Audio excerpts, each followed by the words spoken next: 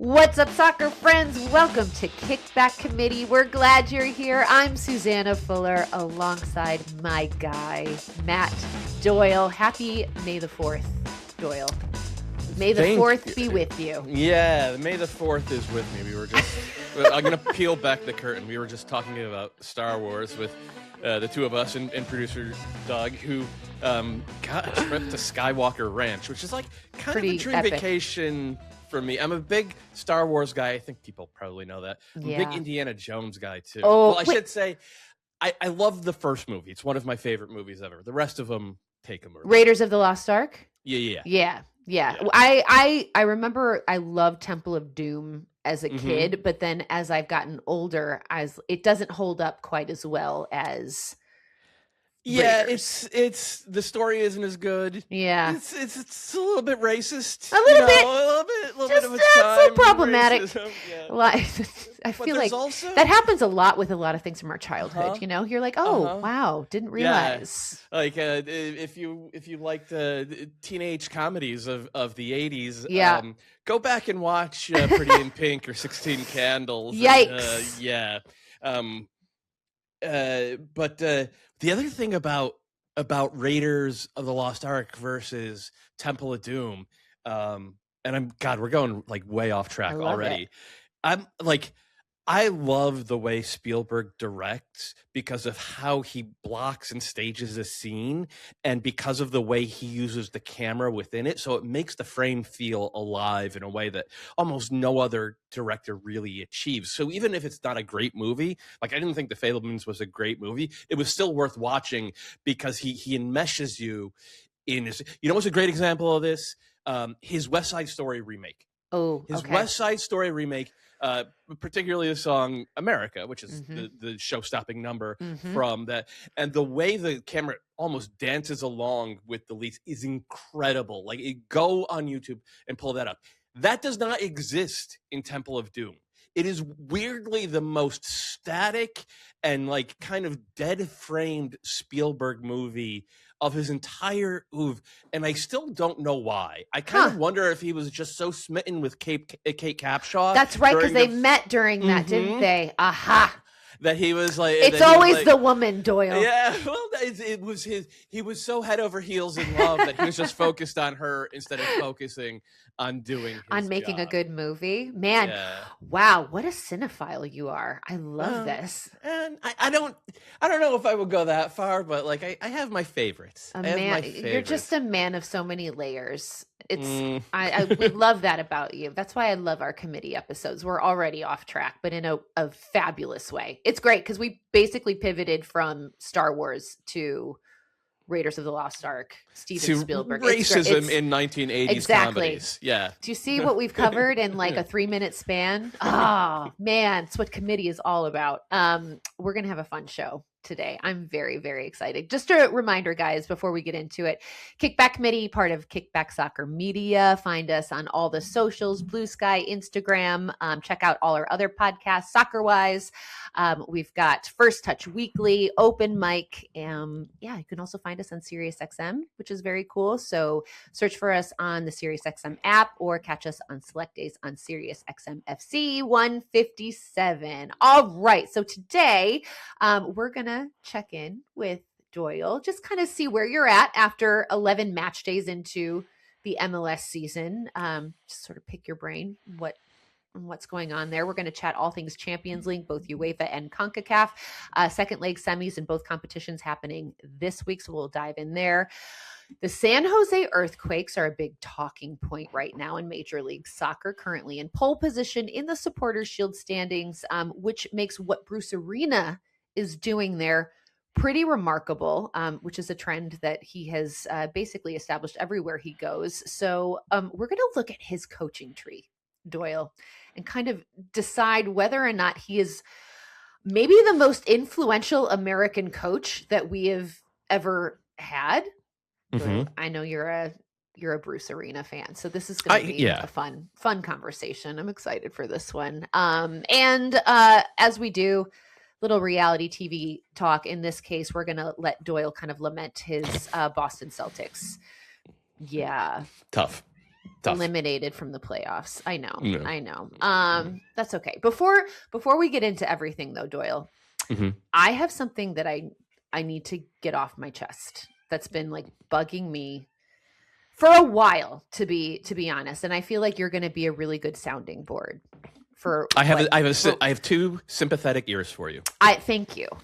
So okay, and I want to preface this by saying, I don't want to come across as sounding like bitter or entitled or anything like that. This is more a big picture problem that I've been having with our industry as a whole. Okay.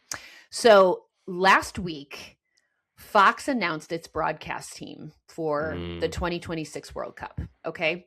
And I kind of knew what to expect because I just, we're sort of accustomed to the way Fox works and sort of the talent that they lean into. And that's fine. Like I said, expected it. But I think kind of seeing it in like a graphic on Instagram and on Blue Sky, it just kind of drove this point home and made this the staggering lack of American voices in our sport very obvious.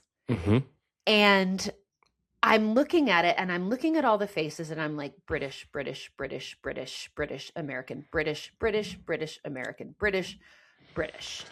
Also a very, very white broadcast team. That's a whole other podcast right there. But I'm just so tired, Doyle, of us as the media playing into this really tired narrative that somehow an English accent, a British accent, gives you more credence in this sport, that they are somehow superior and more informed than an American voice when it comes to soccer. And especially at a moment when we have this World Cup in North America on our soil, we're trying to seize this moment. We've been talking about how to do that for the last 8 years. And I do not understand why we are not validating our place on a global soccer stage in this moment by utilizing some really incredible American voices. And I'm not even talking about myself. I had no anticipation of ever being part of this like Fox broadcast team. Like that's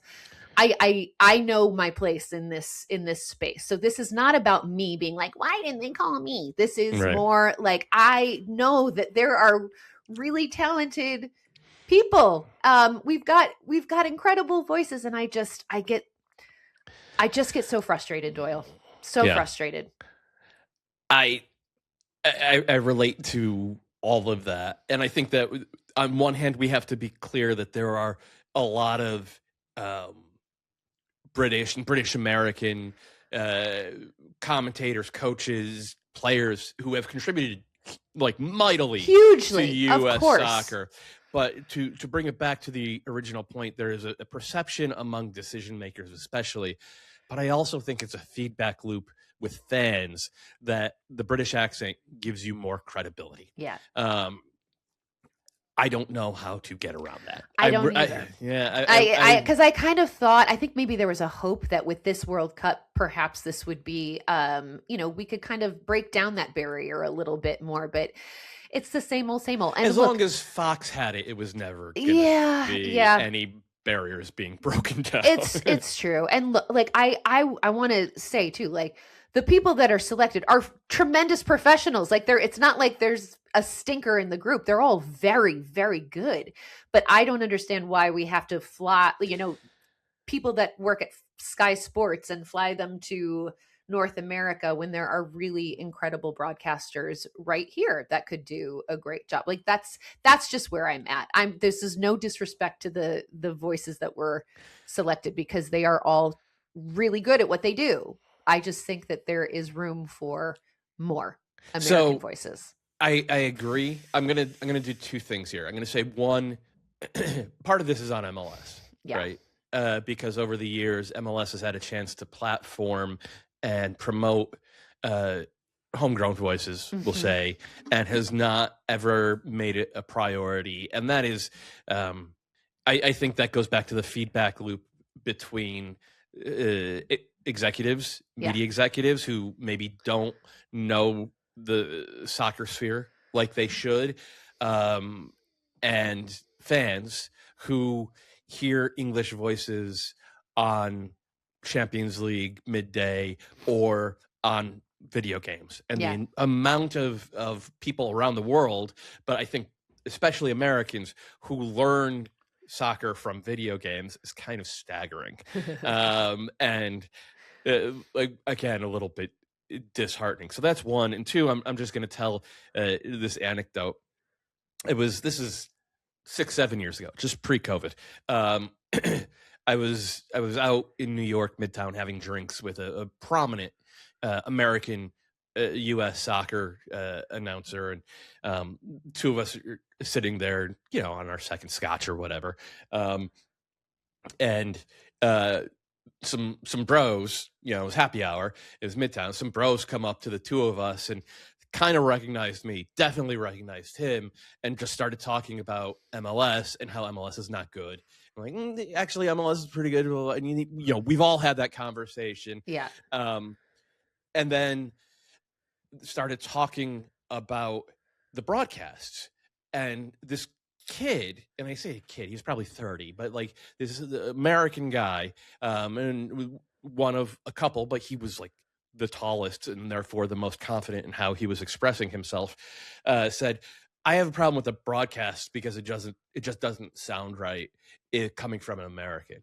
If it doesn't have he literally said something to the effect of, if it's not in a British accent, then it sounds minor league to me.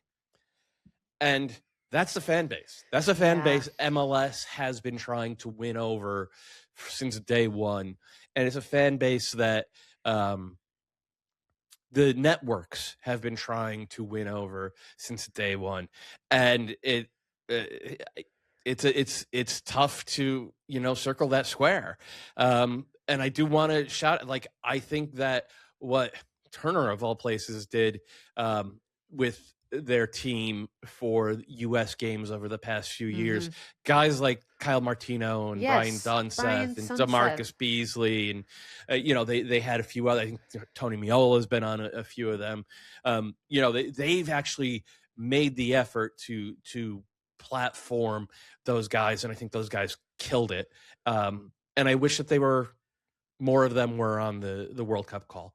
And I wish that more Americans had gotten those, and Canadians had gotten those kinds of chances over the years from MLS to be in position to be on the call this summer. But it's somebody's going to benefit from this World Cup. And I think it's the English Premier League. I think that everything about this World Cup is going to end up being English coded, and if there are because they needed more help, well, because that's not popular at all. It's they've done such a good job in all the ways that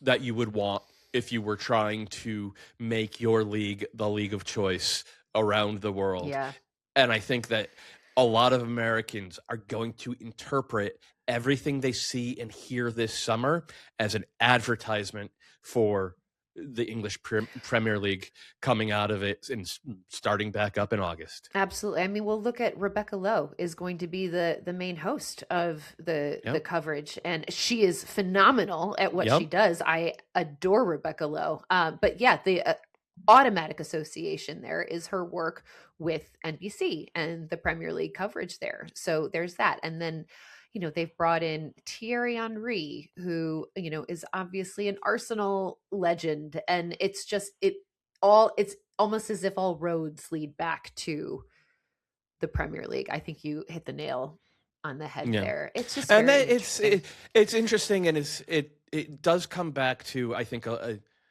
it was always going to be an uphill battle for MLS, but there was a lack of vision in understanding how to sort of cross that river and get to the other side, where MLS isn't a novelty, but actually a league that has influence in these spaces. And unfortunately, I think during the Apple years, if anything, we've backslid. It is what it is. It is what it is. I know. That was just and look, this is like I said, this is a sentiment that I've had for a while now, because, even when you look at all the major European leagues and the coverage here in the States, I mean, it's all basically British voices that are Yeah, I mean, who's covering left? them. I mean, it's Well, Tim Howard, I guess. Tim Howard is part of the NBC coverage, but even like I'm trying to think of our Champions League is all European. I mean, Bundesliga, it's Kei Murray, and La Liga as well. Serie A is I mean, Mike Grella. We've got Mike Grella in there. Yeah. There you go. That's one, Mike Grella. But like Poppy's the host. Yeah, it's very Marco Messina is one. He's an American voice. That's good. But it's, again, even Major League Soccer, like it's Kevin Egan is the host, who is phenomenal. I love Kev. Yeah. He's wonderful. But like it's, he is Irish. It's just, I just wish we were a little bit more comfortable with our own. And that's everybody who's spent time in American soccer culture has talked and at some point observed the American soccer inferiority complex. Yeah. And it's I guess if you have it, then you deserve to have it, I guess is what it comes down to. But at least in part, that's why Kickback Committee I was just going to say, look at us. Look at us. Cheers. Cheers to celebrating and uplifting American voices in this sport that we love. I will drink to that. Also, my throat's dry. We're both suffering. Upper respiratory issues.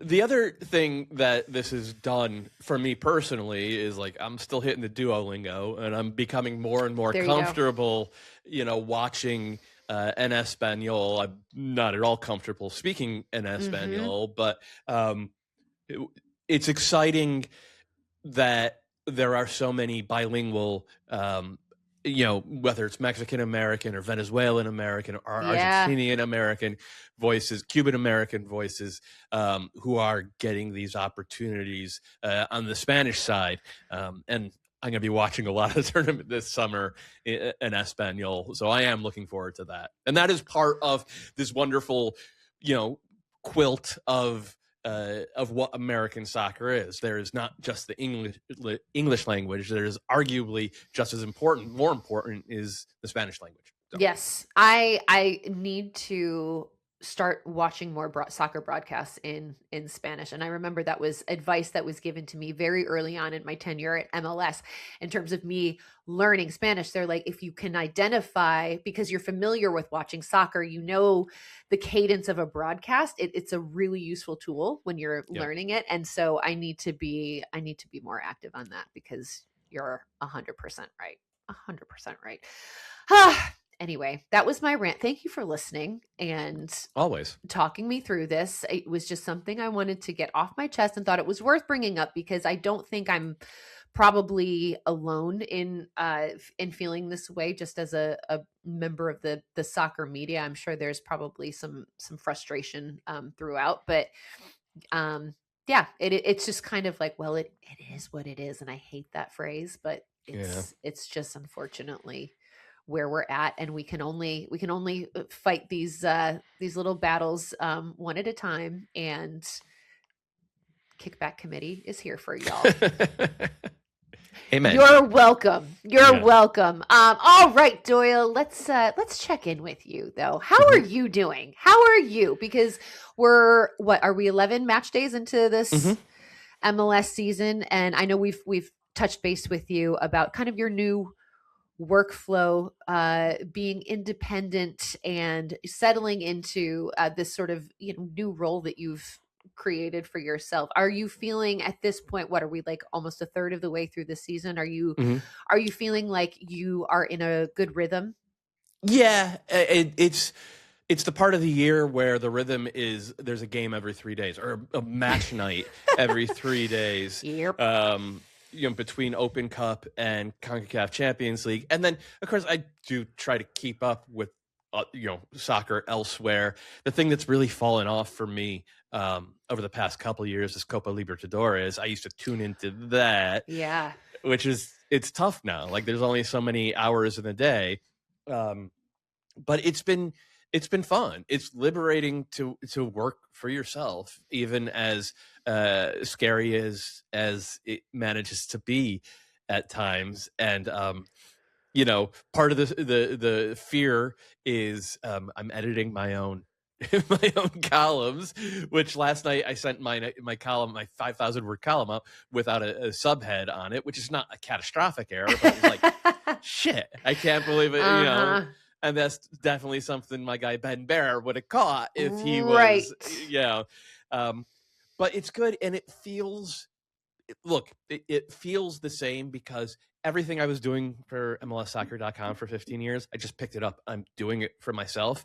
And then the other thing is that I was afraid it would be lonely because I was part of a team for a long time. Like, that's why I got hired was, I had an interview with Greg Lawless back in 2010. And I was like, Greg, I want to be part of this team. I want to make MLS better. It's like my life dream. And like, okay, I got hired pretty much because of that. And without that, I was afraid it would be long, but that's where this comes in and Soccer-Wise comes in. And you realize, Tom's out there working for The Athletic, and guys like John Arnold, who's been a good friend for so long, just got hired by USA Today. And so I'm seeing stuff like that. And it still feels like their wins are my wins. Yeah. And I like that feeling a lot. So it hasn't been lonely. The ultimate team player. Oh, Matt Doyle. I don't know about that. I don't know about the ultimate team player. Do you feel like you're busier because you're kind of involved? Like you do this, you do Soccer-Wise, you do your column. I've seen you're on another US soccer podcast. Like, do you feel like it's actually more? So it's definitely more than I was doing last year when I was doing almost nothing. But it is less. I would say it's less than I was doing in like 2018 and 19 when I came back from California. And remember, we started up the old studio on 37th, which was so much fun. So fun. But we were working. All of us were all the time and I was writing on top of it. So I think I'm less busy now than I was then. And I've gone out of my way to be like, I have to draw, there has to be some sort of line between my personal life and my professional life, because the saying, like, do something you love and you'll never work a day in your life. And that's bullshit. I agree. If you do something you love, then you never have a day off in your life because you're always thinking of it. 100%. So I've tried to make real clear borders between personal and professional life. That said, come June, we're going to be in New York, I'm intending to work every day of the World Cup, like probably every day for 5.5-6 straight weeks.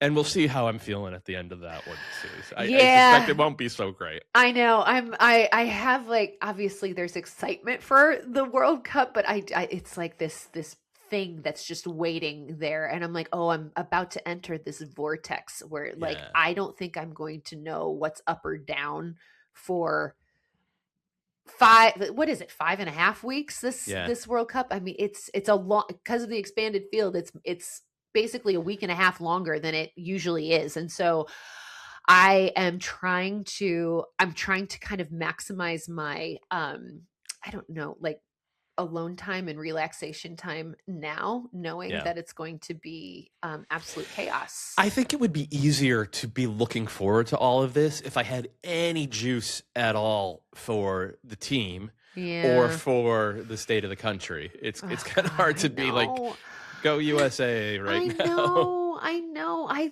truly, I feel like I'm like talking myself into being excited for this. And I think once it starts, I will be, because there's going to be other storylines to follow.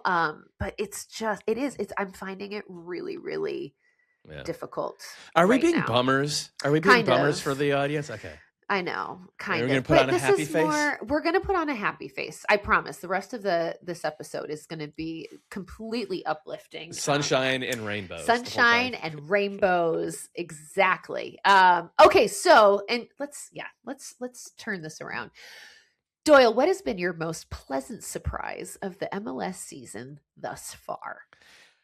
So on a team level, it's the Quakes. And though I hate myself for not having enough courage to pick them as a breakout team at the start Did of you the year. want to? Yeah. You And did. I actually wrote about it a little bit in my preseason power rankings. I think I had them as high as like 15th, which is like 10 spots higher than anybody else had them, because last year they, missed the playoffs and everything. And I wrote, I was like, I'm being a coward here. I actually think they're much better than this. I didn't think it would happen right out the gates. But as everyone knows, 9 wins, 1 loss in their first 10 games, which is an MLS record, period. Just drew this past weekend, didn't play well, but still got the point on the road. Yeah. Also won an Open Cup game midweek, so they're into, I think, the quarterfinals of the Open Cup. They've had one of the breakout young players, Nico Chakiris. They have one of the signings of the year in Timo Werner, both now injured. But like all this stuff that I kind of like, were top 5 percentile outcomes for the Quakes has kind of hit, and that makes them the most pleasant surprise. But big picture, Sooz, the number of young players who are breaking through, not just in a couple of teams, but it seems like every week it's someone new, like Cooper Sanchez for Atlanta. He's been starting all year, but he's really leveled up the past couple of weeks. Justin Ellis, 18-year-old center forward for Orlando. He has 2 goals and 3 assists in his last 4 games, as Orlando has kind of turned their season around a little bit. This academy pipeline, guys who have come from USL or from Next Pro, who are maybe a little bit older and finally getting a chance, guys like that hitting as well. Mm-hmm. That is the fun stuff to me, because I've always believed there is more talent here than people gave credit for. And anytime one of these guys breaks out, it really fits my agenda, and that's all I really care about. Yeah. You have always been a player kids stan, and so I can imagine this has been very, very exciting for you. Is it sexy enough for MLS for the kids, the homegrowns, the young kids to be successful when the headlines and the way that Apple markets it is still very much, Messi in Miami, like how do you kind of bridge that gap between people that might just be watching for the big splashy names, but in reality, this is what you should be watching. These are the exciting things. Like what's the through line? So the interesting thing was that Don Garber gave an interview I forget the outlet he gave the interview with, but it was the one interview he's given the past month that's not about the Whitecaps, it seems. And he was talking about how guys like Julian Hall and Adri Mehmeti for the Red Bulls are actually driving viewership, which if I had to guess, I would have said that nobody in MLS HQ and nobody at Apple knows who either Julian Hall or Adri Mehmeti are. Right. But apparently they're out there driving some level of viewership. Now, we don't see those numbers. Take it with a grain of salt. But that does suggest that there is a chance to get the fans who come for Messi or Son and get them to stay for Adri Mehmeti or, Jude Terry is the kid who's breaking out right now for LAFC, finally getting minutes in their central midfield. 18-year-old U.S. Youth International, really good box-to-box midfield. So I think the answer becomes both. I think the answer is the best version of MLS, and the people who are running MLS are finally realizing this, is you have to do both. Mm-hmm. And this is coming with the happy coincidence of a lot of managers around the league realizing that, hey, we don't have to go spend $1.5 million on some player from Colo-Colo. We have this kid who's tearing it up, 18 years old, from our academy. Let's plug him in. Let's see how he does. I'm a coach. My job is to coach him up and make him better. Mm-hmm. And it's happening more and more often. So a lot of boxes being checked that, in spite of myself, are making me optimistic. This is positive, and we love to hear it. So I know we had said at the beginning that you think the big beneficiary of this summer's World Cup is going to be the English Premier League. Yeah. Do you think that Major League Soccer could experience a bump with just in terms of an appetite for it, people paying attention. Will there be eyeballs on MLS, more eyeballs on MLS post World Cup, or is that wishful thinking? Yeah, my assumption is that there will be a in-person bump. I think that teams that are smart, and a lot of teams have really good and really committed marketing departments who know their local market and who get people in the doors. I think teams are going to be able to capitalize off of it.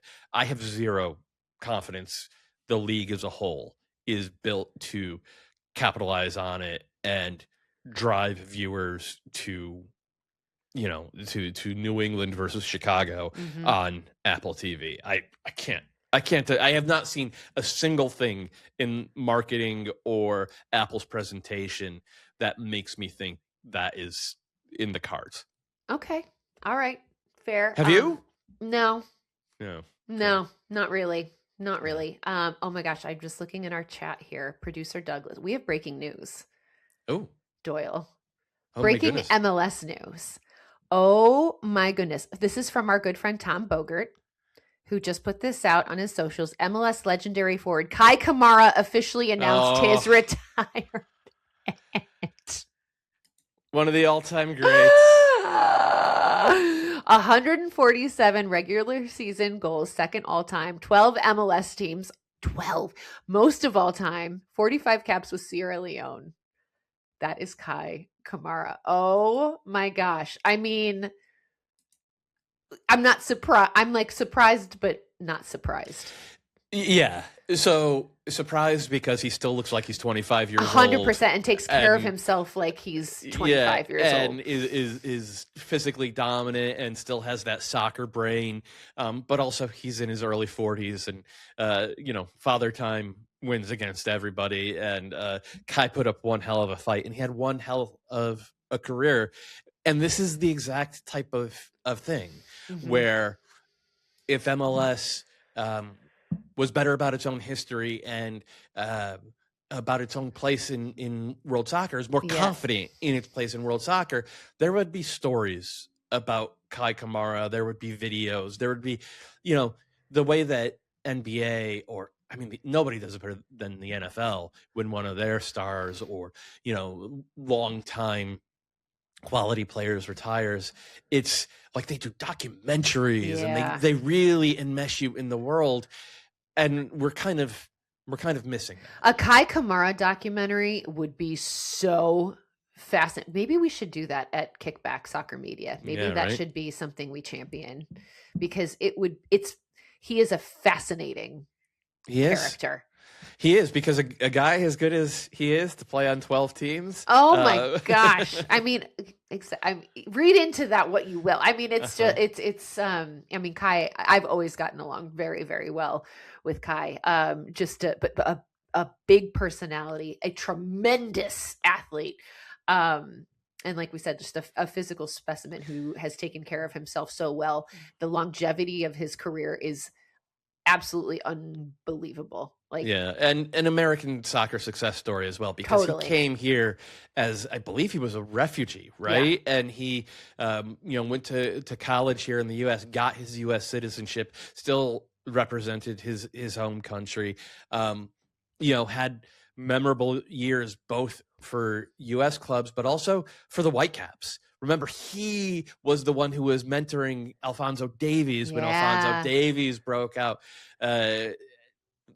Really heady soccer player, really thoughtful guy about a lot of stuff off the field as well. I sense an interview in the not too distant future. 100%. And I have said, so I had interviewed him several years ago, and he had expressed an interest in going into acting after his playing career. And I was like, well, yeah, I could 100%. Let's ask him about Spielberg films of the 80s. I know, exactly. I'm sure he has something to say. But yeah, this is a man, he is going to be in front of the camera in some capacity, whether it's punditry, acting, I don't know. He might even be hosting. Like he could easily do what I do. He's got that riz, know what I mean? Well, congrats Kei Kamara on a truly phenomenal career. And we're going to pitch, Doyle and I we're going to put together a presentation. We'll pitch a documentary for Kai.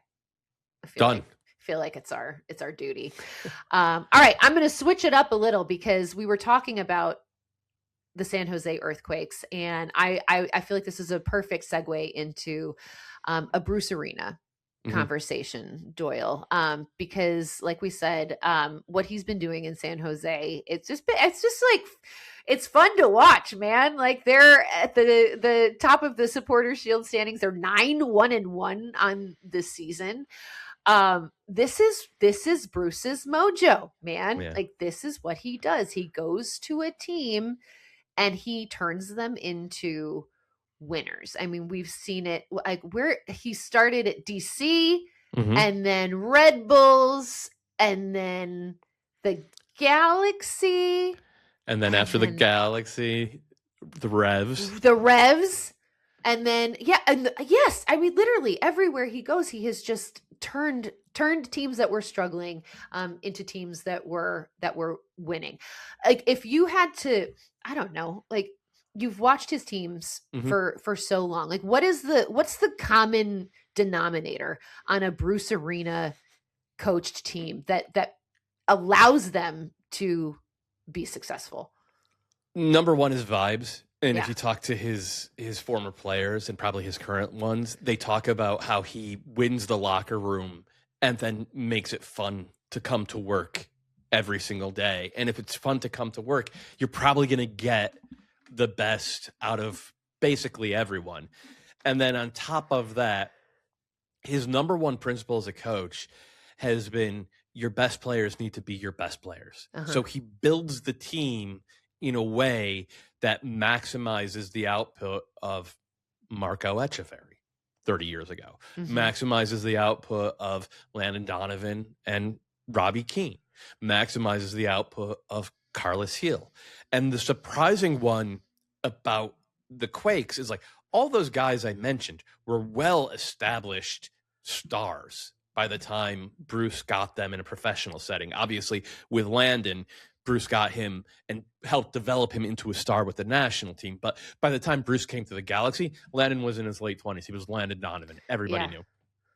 What's surprising about this Quakes team is that he has done it with a bunch of guys who nobody was sure they were stars. Guys who are at the start of their careers, whether it's in central defense with Daniel Muni and Reed Roberts, who are both draft picks, or, I mentioned Nico Chikiris, who's just 20 and came through the academy. Bo LaRue came out of nowhere. I didn't know Bo LaRue's name until the first week of last season, and he's in the starting lineup, and I'm texting Goss and Tom, being like, who the hell is this guy starting for the Quakes? Tom didn't know it. Goss is like, I think he played for their next pro team. So, like, what's different this time with the Quakes compared to any other of Bruce's stops is that he's building the team around the best players. And for the most part, the best players are guys that have come one way or another through the American developmental program. It seems so simple. Like, doesn't it? I think it's easier than a lot of places make it look. Yeah. But I don't think it's simple. Yeah, and I think the thing I think about in that is it takes a special kind of person to control a locker room, which is the number one job of any head coach. And I'm sure, Ian has a lot to say about that, though he probably has to be really careful about what he would say publicly about that, right? So the number one job is you're in this room full of alpha males and you have to be the most alpha. And that's one. And then two, in this case, he has to make this room believe in following the 20-year-old kid who had only played 500 professional minutes heading into this season. And man, that is a different type of Bruce Arena team than any that we've seen in the past. And it's what's made it so fascinating because this man, like, this is his last act as a coach. He's 73 years old, and his career bookends MLS soccer as we have known it for the past 31 years. Yes. So when can you think of another American manager who has had as much influence just on not only Major League Soccer, but I think like soccer in North America than Bruce Arena? Like, would we put like a Bob Bradley? I think if you're doing a conversation, if you're doing a Mount Rushmore, right? It's Bradley is up there, is certainly in that 4, but Bruce kind of stands alone. Ziggy's up there as well, R.I.P. Ziggy, and Greg Berhalter could get up there, and then there's guys like all of them would point to Manny Shellshite, the legendary coach from Seton Hall. But I think given what he's done across college, professional, and national team, and the level he's achieved at, and the fact that there's roots, a coaching tree, and also a player tree. Yeah. Bruce is kind of 1-on-1 in U.S. soccer history. Okay, I want to examine this Bruce Arena coaching tree. Okay, we've got this graphic up here. That's from a few years ago, isn't it? Few years ago, but when you see, okay, so obviously there's Bob Bradley. I need this bigger. I can't read anything because I'm old, Doyle. So I'm seeing. Look, the big Sarek and Greg Berhalter. Okay, so Greg Berhalter is technically a Bruce Arena protege. Greg Berhalter played the last couple of years of his career for Bruce with the Galaxy. Berhalter had spent his entire playing career in Europe to that point, and he came back and wanted to play a couple of years with the Galaxy. I think partially it was to see Bruce work, partially it was to try to win, which they did, but partially it was because AEG also owned a Swedish team that was kind of understood that as soon as Berhalter retired, AEG would shift him over to Sweden for his first head coach. So technically, and in a very real sense, yes, part of the Bruce coaching tree, but maybe not as intrinsically as guys like Dave Sarachan or Bob Bradley. Sure. This is just wild though, because like it's like it all kind of comes back to Bruce in some way, like maybe some more indirectly, but when you're looking, because now, and then I'm thinking of like a BJ Callahan, for example, right? So he was under Jim Curtin in Philadelphia and Greg Berhalter, but then that goes to Dave Sarachan, which then leads to back to Bruce Arena. So it's like that meme from Always Sunny, where the guy's like the Pepe Sylvia. Yes, exactly. Like that's like you're just like it all goes back. It all goes back to Bruce. And then I mean it's the same with like Pat Noonan. Noonan, yes. Yeah. Oh my God, yes. Yeah. Pat Noonan. And Kenny Arena, who is Bruce's son, is part of Pat Noonan's staff. Yeah, and Pablo Mastroeni played for Bruce Arena for the national team. About the only American, Ben Olsen obviously played for Bruce at DC and then for the national team. About the only American coach I could think of who doesn't have that kind of tie, who's a current head coach, would probably be Brian Schmetzer. I can't think if they. Okay. Like, Greg Vanny played for Bruce. Yeah. Well, if Dom Kinnear ever gets another head coaching job, then he has kind of apart from Bruce and one of the great all-time managers in MLS, and I would like to see Dom get his own team again at some point. But also, he worked for a long time under Pat Noonan and with Kenny Arena, so there's all these kinds of connections one way or another. And look, that's what happens when you've been doing the job in this country for damn near 50 years at this point for Bruce. It's crazy. Did Jesse ever work with Bruce or play with him? Jesse was on Bruce's first DC teams. And I think he got a cap for Bruce with the national team. My God. And then, of course, Jesse ended up following Bob. I think it was an expansion draft pick for the Chicago Fire. This is wild. Wild. It's pretty remarkable. I was just thinking about, I remember when you and I were working at MLS back when he first became coach at New England, and they were in dead last I think.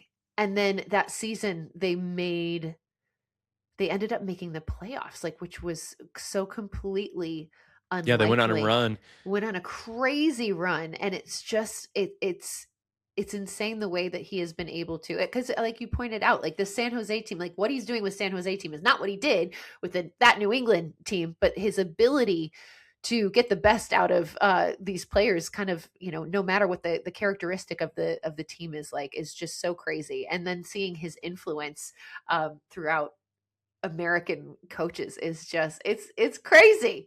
It's wild. Like Bruce Arena is man, he's like the godfather. Yeah, in a lot of ways. And it's well, it's nice to see. It's been a constant in MLS for the past 3 decades almost, and he's doing pretty well with it to close out his coaching career. He does it his own way, doesn't he? That Bruce. How would you feel heading into this World Cup if Bruce Arena was currently the head coach of the U.S. men's national team? Would you be more or less confident than with Pochettino in charge? I think I would be the same. I think at this point it comes down to the players. And look, man, Bruce, Bruce has been a great coach and has done so many things right. Let's not forget that Kuva was primarily his fault, because nobody made him play a wide diamond on the road against an inferior team with the entire squad on short rest. Like, just rotate a little bit, and like all you needed was it. So like he's had his bad moments as well. Certainly 2006 World Cup was not a crowning achievement, failing to bring a backup defensive midfielder. So there have been some blemishes as well. I'm worried that not even Bruce could fix the vibes on this national team, because it felt so good last autumn, right? That 6-game run. And then as soon as the guys who we consider to be starters come back, get smacked around by Belgium and Portugal. And these guys are carrying it with them into their club teams as well, especially Christian Pulisic. And if that's the way it's going to be, then that's the way it's going to be.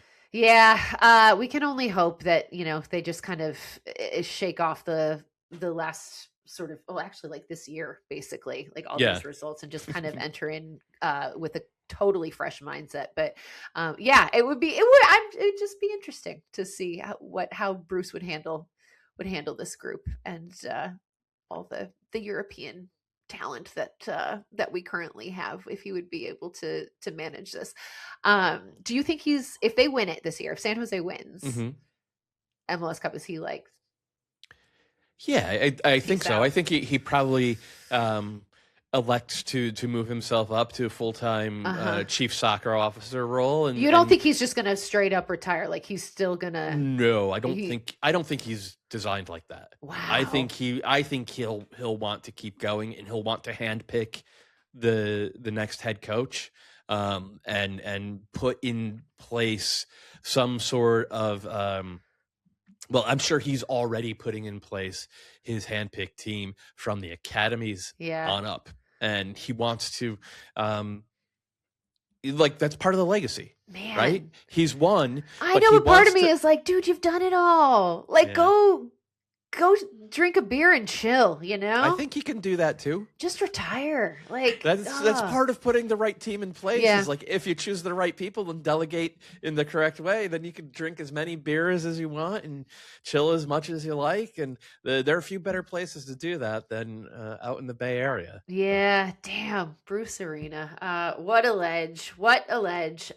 Okay, Doyle, let's turn our attention to Champions League, both our CONCACAF Champions Cup and UEFA Champions League, because this week we're going to have the second leg semifinals in both of these competitions. How closely do you follow UEFA Champions League? Like, are you I interested? make time. So the only European competition I make time for on the regular is Champions League. Okay. And Barcelona games, because Barcelona have been so incredibly entertaining the past couple of years under Hansi Flick. Yes. Yes. Okay. Fair. So I take it you watched last week. I did. The PSG Bayern match, that first Yes. leg. Okay. Crazy. 5-4 win for PSG, 9 goals. It was just absurd. People are calling it the best Champions League match of all time. Do you think that is fair? So I don't have the encyclopedic memory of Champions League games, but like that was as entertained as I've been. Okay. That said, I mean, maybe Inter Milan versus Barcelona last year. Certainly, as a Liverpool fan, you could probably think of a certain final that some people would say was more entertaining. Sure. But like it was up there, and I love the fact that both those coaches are like, yeah, this, it was wide open. That's how we play, and we're gonna go next week, and we're gonna do the same thing. The same thing. Okay, so second leg at Bayern this time. I mean, like, who do you give an edge to in this one? Like, is it Bayern because they're at home, or does it not matter? I think Bayern at home, I think, matters.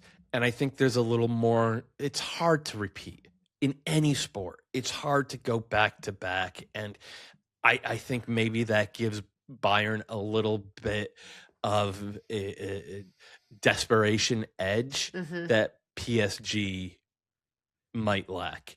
But we'll see. Like we're flipping a coin here. It's 51-49. I mean, God, you score 4 goals on the road too. Like it's just it's incredible. Also, like every time Luis Diaz scores, it's just like a little like right in the heart. He was one of my faves. I love that guy.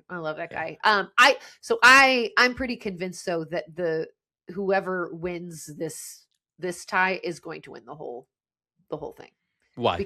Because I can't see an Arsenal team or an Atletico Madrid being able to keep up with what a Bayern or a PSG can do.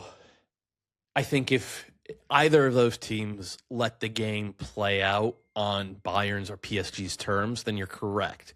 But what Arsenal have been so good at this year is dragging just about every single game they play into the mud and just turning it into on principle, American football. They shouldn't win.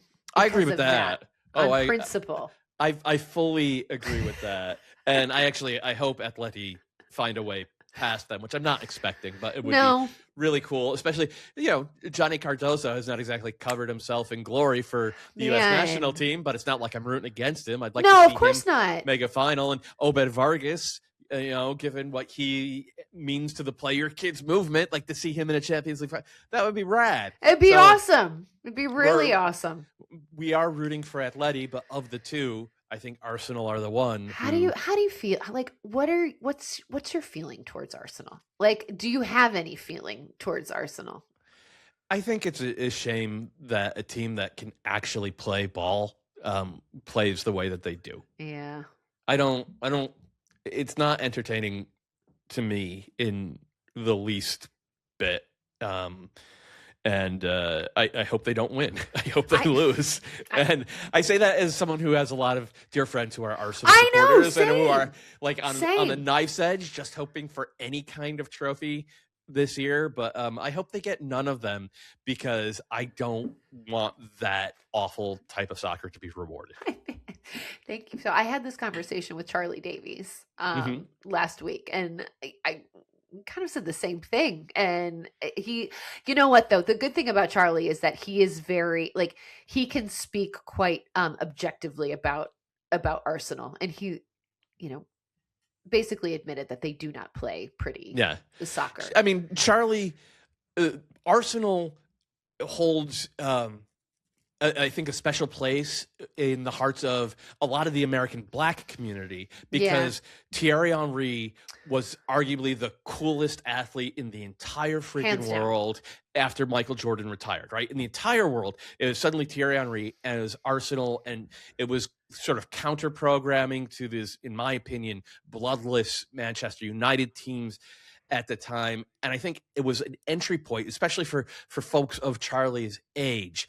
And that era of Arsenal played a very different style of soccer than this era of Arsenal. Yes. And Charlie would be the man to speak on that. Bring back Arsene Wenger, please. Yeah. Let's do it. Or at least the spirit. The spirit. The spirit. No, I couldn't agree more. So it's going to be interesting. I do think that it's going to be it's PSG or Bayern. I'm gonna stay true to my... I hope so. Yeah, we shall see. All right, over to CONCACAF Champions Cup. Tigres hosting Nashville with a 1-0 lead, and then Toluca will host LAFC. LAFC have a 2-1 lead. We used to talk a lot about CONCACAF Champions Cup fever. Like that was like a thing, like back in the day at MLS. Is that still, like, do you still have it? Like, do you still get the fever? I do, but it's no longer terminal. Ever since the Sounders won that one time, we have a vaccine for the fever that protects against. But also, I mean, look, both these teams are significant underdogs against these Liga MX teams that still have significantly bigger budgets. And thus more success. And there's a little bit of disgust amongst my cohort that after 2022, we saw the Sounders finally win. We saw that incredible MLS Cup final, and where you saw the power of getting stars like Gareth Bale, and we had the new Apple deal starting, and we knew that Copa America was coming, and we knew that the World Cup was coming. And then that subsequent summer, we saw Messi arrive, and all of this confluence of events was like, oh, MLS, increase the budget. Make it so that you can go out and get the types of players who, Paulinho or a Helinho, the guys who are probably going to win this thing for Toluca, so that every MLS team could have multiples of these guys. And it wouldn't have taken blowing everything up. It was just 2 or 3 more DP slots per team and, $2 million, $3 million more in salary budget per team. And the fact that MLS HQ did not do that tells me that they don't really care all that much about winning this competition and becoming the big brother in the MLS Liga MX relationship. And I'll tell you what, that did a job in terms of dampening my CCL fever. Yeah, I could. It's so true, because I feel like it's palpable. Like even for like I obviously used to pay way more attention when I was working at Major League Soccer, but and I grew. I was very resistant to the fever for a while, and then do you know what did it? It was when Toronto lost in 2018. Was it Tigres? It was Chivas of all teams. Yeah. And that's when I was like, oh, like I felt something, And so I then I was all bought in. Like I had, my fever was high, and I have very much calmed down. And like I don't cover it as much anymore. Right. So there's that. But it does feel like it's not. MLS is clearly not prioritizing it the way they were, and so it's like, well, why should we care? Right, then? and it's to me, it's the big opportunity missed, because we started the show and I was talking about that bro who came up to me and was saying, oh, it doesn't sound right if the commentary's not in British English. And it's like, okay, like those fans you might never reach, but Latin American fans, Mexican American fans, they're right there. Right there.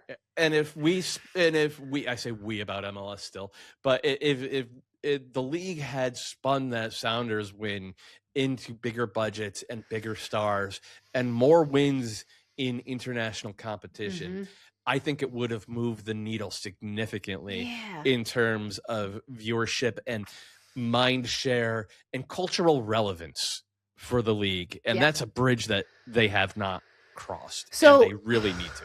So let's say Nashville somehow pull it off. Does that move the needle?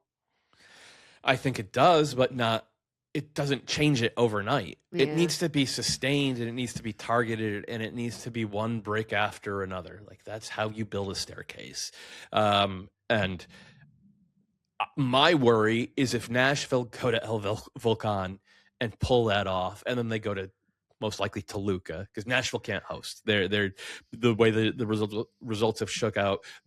If they make the final, they're going on the road. They're going on the road. My worry would be that the powers that be take the wrong message from it, which is, oh, see, we're on equal footing. We can compete with them.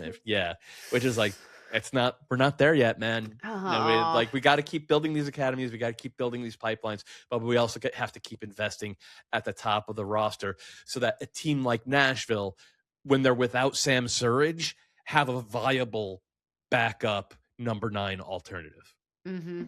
For LAFC, who have kind of like, I don't know, it's been kind of a weird season for them. They started out really well and then kind of like lost the plot a little bit. Like, for them, is this do they use this as an opportunity to kind of like, I don't know, get their medal back? Like, how are LAFC gonna approach this? Do the teams care? Are they prioritizing this? Yeah, I think so. In a big way. I think both teams, and I think the Caps and Sounders did as well, really, really prioritize this because they know what it means for that local fan base. Yeah. And few have been better at that over the course of the league's history than LAFC. And we saw it with Marc Dos Santos resting a lot of the starters this weekend, in an effort to have these guys fresh and ready to pull off an upset at 8,400 feet in Toluca, which is damn near impossible,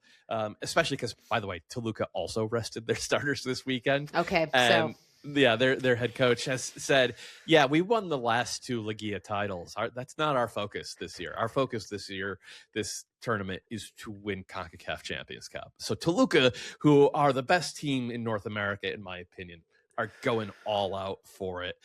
It would be nice. It would be a nice moment for Denny Bouanga or Son Heung-min or both to lay down a marker and put together the type of performance that goes into the record books. Okay. So what I'm gathering is that, if I'm making a few friendly wagers on this, it's likely going to be a Mexican team that maybe 2 Mexican teams playing in the final. Okay. I would be surprised if it wasn't an all Liga MX's final. All right.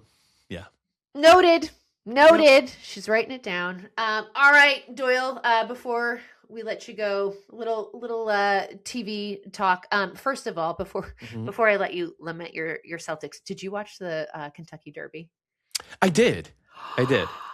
I keep watching the video of the trainer, Cherie DeVoe, watching the race and like her reaction when she like the buildup is so perfect, from like just like cheering then to like that moment of her realizing like, oh my God, like this horse, my incredible horses could actually win this. It makes me emotional watching it. I've watched it at least 50 times. Are you a horse girl? I love horses. Love horses. Have you ever gone to like the Belmont or the Preakness or the Derby? I went to the Preakness, which I will be honest, Doyle, I don't remember a lot about it. That's what I hear. That's what I hear about it. Yeah. I was also, 27. So, I was behaving appropriately for a 27-year-old. I remember loving like the whole like pageantry of it was so cool. I've been to Churchill Downs, just not for the Kentucky Derby. Yeah. It's one of those like bucket list things that, one day I will be there, but I would love to. But yeah, I do you have a hat? Horses. Do you have a hat picked out already? I mean, I have like several hats. There's different directions I could go in. I've always loved like a big sideways kind of situation where people have to like duck under you when they're like, I want to be a problem for people. Yeah. I like that. With my That's hat. good If you're energy. gonna do it, do it. Like, do it. That's the Like, whole I don't, point. I don't want a stupid little fascinator. Nah. Yeah. No. Like, I'm here and I am in your way. Like, Yeah. that's the energy I'm going after. But I just thought it was so freaking cool. Golden Tempo, man. What was like 23-1 odds? This Yeah, I horse think it was pretty long odds. And then he came back from like the back of the pack, and like that was cool watching was the awesome. replay of it, and like every stride he's making up like a half length. That was fun.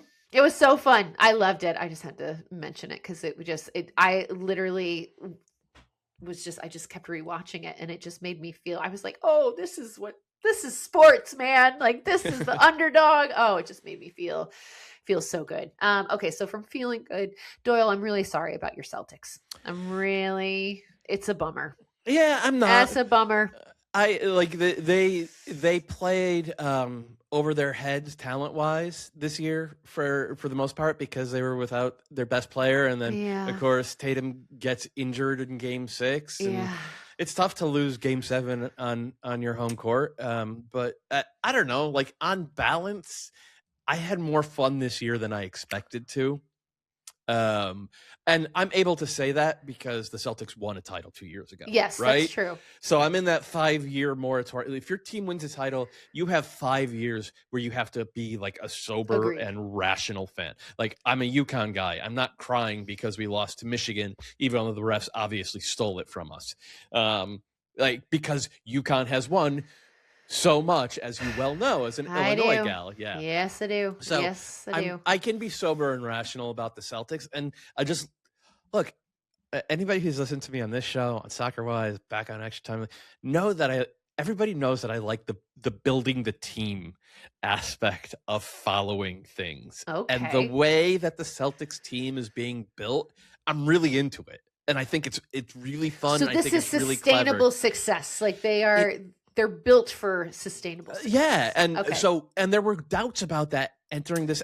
I thought we were going to tank. I thought we were going to be a lottery team, but instead, guys like Nimi Keita and Baylor Shireman and obviously Peyton Pritchard and so many others stepped up and became long-term answers in a way where we only had questions. And then you run up against a healthy Joel Embiid, and it's too much. And like, no shit. Is Joel Embiid. He's really, really good. But what I like about rooting for the Celtics, this regime anyway, is they take the lessons and then they apply them the next year. Yeah. And they're better. Yeah. And so that's a fun part of being a fan for me. So, yeah. It's very healthy, Doyle. Yeah. And so basically what's happened is I'm in a group chat with a bunch of idiot Knicks fans with names like Tom Boger and David Goss and Ben Bear, and they are so unhealthy, and I just do the complete opposite of whatever they do. Man, this is great. I know we started this episode on a little bit of a downer, but this has just lifted it right back up. So thank you for that. Appreciate it. Anything else you're enjoying right now? Do you like a new cocktail? Like what are you drinking at the moment? I'm always curious. God, I haven't had a drink in 3 weeks because of this stupid. Because of your. Cold. Man. No, but are you craving one? Are you like? Ooh. My wife has discovered the Shakerado, which I think is bullshit. Wait, but you could. I've not heard of this, so please enlighten me. It's an Italian thing, Okay. and what you do is you take your favorite aperitif or digestif, and you put it in a shaker with, and this is like a Campari or an Alpino, and the only ingredient is that and ice, and you put it in a shaker and you shake the shit out of it. You just shake as hard as you can for like 45 seconds so it almost foams. And then you put it in a little coupe glass and you have this nice, just like Campari, cold, not on the rocks, but it's nice and cold. And you're just like a little lady, you're just drinking your little cold drink. Oh, I'm kind of into this. Yeah. Rebecca. Yeah. Thank you for this. But this is not a Matt Doyle situation. I certainly do like a Fernet. I love a Fernet. I like a Campari. So I've had them, but I don't know. I think if I was in a position to drink right now, I think it's spring, so it's a mezcal Negroni type of. It is a mezcal Negroni time of year, isn't it? I know. It's so funny. Ian just said, he was like, I really love Negronis in the spring, and I was like, yeah. There you go. Yep, there it is. Okay, wait, what's it called? Shakerado. Yeah. I'm writing it down. I'm gonna try it. It is the easiest recipe in the world. Oh, add your booze, fantastic. add ice, shake, strain. Love Boom, it. done. Love it. And on that note, Doyle, thank you. You're the best. Always a pleasure. Always a pleasure. Guys, thank you for listening, watching. Make sure you download and subscribe. Follow us on all the socials. Check out all our other podcasts, Soccer Wise, Open Mic, First Touch Weekly. And most importantly, tell your friends. Have a fantastic week, everybody. We'll see you real soon.